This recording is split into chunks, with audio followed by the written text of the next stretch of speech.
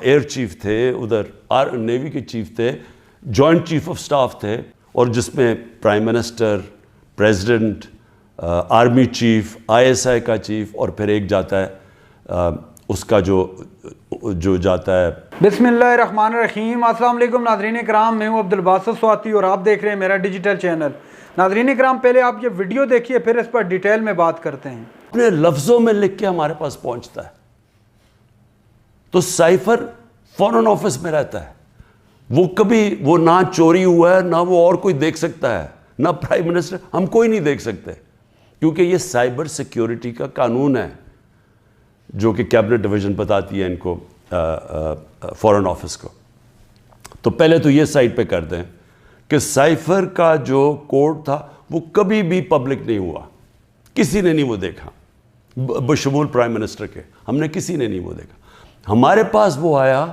کہ وہ سائفر کے اندر ایمبیسڈر اسد مجید اور ڈونلڈ نون نے کیا بات چیت کی، وہ ہمارے پاس آیا۔ اب سب کے لیے وہ میں نے بڑے احتیاط سے اس کو، جب میرے سامنے آیا تو بڑے ہم نے احتیاط کی۔ کیا کیا؟ ہم نے سب سے پہلے اس کو فیصلہ کیا آپس میں کہ ہم یہ پبلک نہیں، ابھی اس کے اوپر بات نہیں کریں گے، کیونکہ OIC کی کانفرنس تھی پاکستان میں 22 اور 23 مارچ کو،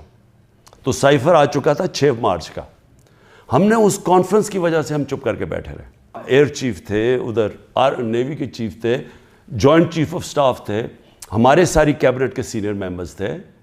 فورن آفس کے سیکٹری بیٹھے ہوئے تھے، اور اس میں کیا فیصلہ ہوتا ہے کہ ہمیں جس طرح ایمبیسڈر اسد مجید نے ریکمینڈ کیا، ہمیں ڈیمارش کرنا چاہیے، ہمیں امریکہ کو پروٹیسٹ کرنا چاہیے کہ یہ آپ نے ہمارے اندرونی معاملات میں مداخلت کی۔ تو جب وہ اس میں آ گیا نیشنل سیکیورٹی کاؤنسل میں اور ڈیمارش کر دی، تو جو اس کی جو سائفر کے اندر چیزیں لکھی ہوئی وہ تو پبلک ہو گئی،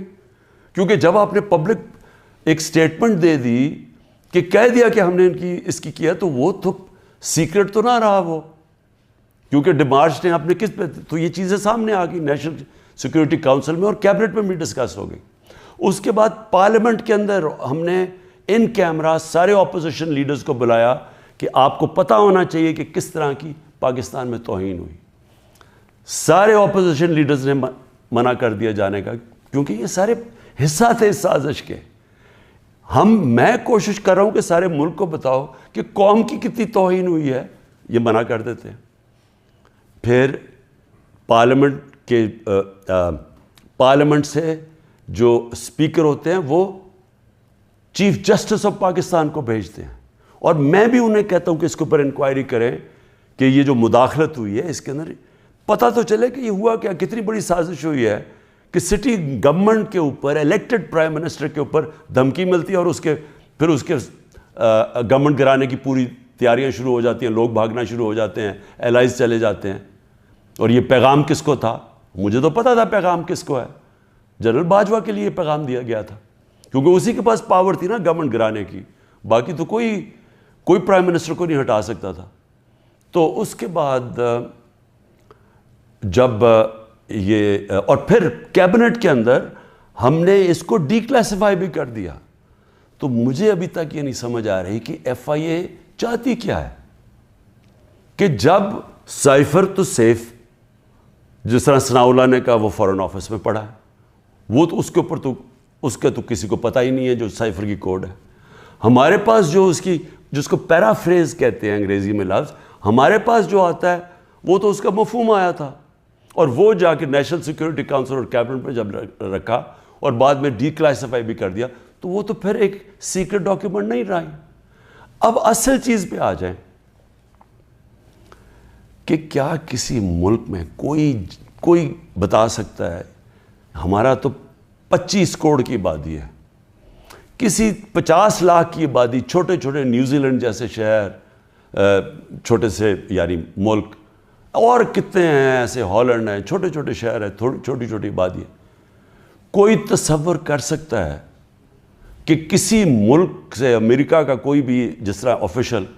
وہ جا کے اس کے ایمبیسڈر کو کہے کہ اپنے پرائم منسٹر کو گرا دو، نہیں تو ہم تمہیں یہ کر دیں گے۔ جب امریکہ نے رجیم چینج کیا پہلے، تو جو خود ہی ان کے CIA کے اور MI6 کے جو پیپرز ڈی کلاسیفائی ہوئے ہیں، ان میں کیا چیز نکلی؟ مصدق کی گورنمنٹ گرائی گئی، رجیم چینج کیا گیا 1950 کی دہائی میں، تو وہ تو کوئی سائفر نہیں بھیجا وہاں، وہ تو کوئی ایمبیسڈر سے پیغام نہیں بھیجا، وہ تو پہلے پوری سازش کی گئی، اپوزیشن کے ساتھ مل کے، میڈیا کے ساتھ میڈیا پہ پیسہ چلا، پہلے اس کو برا بھلا کہا گیا، اور پھر ان کے آرمی چیف کے ذریعے اس کی گورنمنٹ گرا دی، اور پھر دوسری 70 کی دہائی میں چلی کے اندر ایلیندا کو، پریزیڈنٹ ایلیندا کو گرایا گیا، اور وہ بھی کوئی کسی نے سائفر نہیں بھیجا، انہوں نے ان کے آرمی چیف کے ذریعے اس کی گورنمنٹ گرا دی، کو کر دیا۔ تو جب رجیم چینج ساؤتھ امریکہ میں بھی ہوتا ہے تو اس طرح تو پھر بھی نہیں ہوتا کہ پہلے وہ کوئی ایمبیسڈر سے دھمکی دی جائے۔ تو میں آخر میں یہ کہنا چاہتا ہوں اپنی قوم سے کہ دیکھیں، یہ کوششیں ساری ہو رہی ہیں کسی نہ کسی طرح عمران خان کو راستے سے ہٹانے کی۔ یہ پوری ہر چیز کے پتہ نہیں 180 کیسز ہیں، اور ایک اور اب وارنٹ بھی نکلا ہی ہے، الیکشن کمیشن کی توہین ہو گئی۔ یہ دنیا میں آپ نے نہیں کبھی سنا، عدالتوں کی تو توہین ہوتی ہے، الیکشن کمیشن کی توہین ہونے وارنٹ نکلائیں۔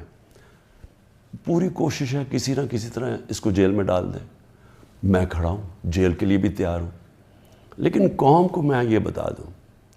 کہ میں انشاءاللہ ہر کیس کا ثابت کروں گا اسی ملک میں بیٹھ کے کہ ہر کیس انہوں نے جعلی بنایا ہے، بوگس بنایا ہے، اور ہر کیس جب عدالت میں جائے گا، جب سنا جائے گا، کوئی جج بھی سزا نہیں دے سکتا پورا کیس سن کے، کیونکہ یہ سارے جعلی کیسز ہیں۔ اور اس کا مقصد اس ملک میں انصاف نہیں لانا، اس ملک میں انصاف کی قبر کھودنی ہے، تاکہ کسی طرح جنگل کا قانون جو طاقتور ہے وہ کسی طرح اس ملک کی جمہوریت بھی ختم کر دے، وہ طاقتور اس ملک کی عوام کی آواز ختم کر دے، وہ اس ملک کی سب سے بڑی پارٹی کو کسی طرح ختم کر دے، اور کسی نہ کسی طرح یہ چوروں کا ٹولہ جو 30 سال سے ملک کو لوٹ رہا ہے، کسی نہ کسی طرح اس کو پھر اوپر بٹھا دے۔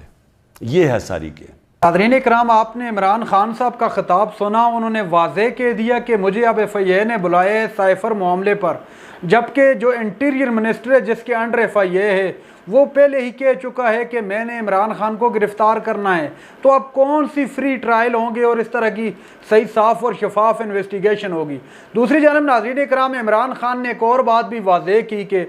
رانا ثناءاللہ صاحب خود ہی جیوری ہیں، خود ہی مین کے وہ سب کچھ خود ہی کر رہے ہیں، انویسٹیگیٹ بھی معاملے کو خود کر رہے ہیں، اور ملزم کو سزا بھی خود دے رہے ہیں اور اس کو ایگزیکیوٹ بھی خود کر رہے ہیں۔ بہرحال یہ عمران خان نے واضح کہہ دیا ہے کہ مجھے ان سے انصاف کی توقع نہیں ہے، اور مجھے کہا جا رہا ہے کہ آپ سائفر معاملے پر ڈیٹیل ساتھ میں لے کر آئیں، جبکہ مجھے پتہ ہی نہیں ہے کہ انہوں نے مجھ سے سوال کیا کرنے ہیں۔ دوسری جانب ناظرین اکرام، اگر یہ ماحول رہا جس طرح کیا جا رہا ہے، عمران خان کو دیوار سے لگانے کی کوشش کی جا رہی ہے، تو جو آنے والے الیکشن ہیں کیا ان کو الیکشنز پر سوالات نہیں اٹھیں گے؟ کیا وہ الیکشن فری اینڈ فیئر تصور کیے جائیں گے؟ ان کی کریڈیبلٹی کیا رہے گی؟ اس طرح کے بہت سارے سوالات جنم لے رہے ہیں لوگوں کے ذہنوں میں۔ اگر یہی سچویشن رہی تو کیا پولیٹیکل سٹیبلٹی آ پائے گی؟ تو میرے خیال سے ان حالات میں اور اس طرح ہونے کے باوجود پولیٹیکل سٹیبلٹی تو نہیں آ سکتی۔ بہرحال سب کو ہوش کے ناخن لینے چاہیے، ملک کا سوچنا چاہیے، ملک کا سوچیں گے تو تمام بہتریاں آئیں گی، پولیٹیکل سٹیبلٹی بھی آئے گی، اور انسانی حقوق کی جو پامالی ہو رہی ہے وہ بھی رک جائے گی۔ اور انٹرنیشنل برادری بھی اس وقت واضح دیکھ رہی ہے، عالمی برادری، کہ پاکستان میں ہو کیا رہا ہے۔ تو خدا رہا اس پر جو ہے بہتری کی طرف جائیں، مل بیٹھ کر بات کریں، اور تاکہ معاملات بہتری کی جانب جا سکیں۔ ناظرین اکرام، یہ تھی آج کی ہماری ویڈیو۔ چینل پر جو نئے چینل کو سبسکرائب کر لیں۔ اگلی ویڈیو تک کے لیے اللہ حافظ۔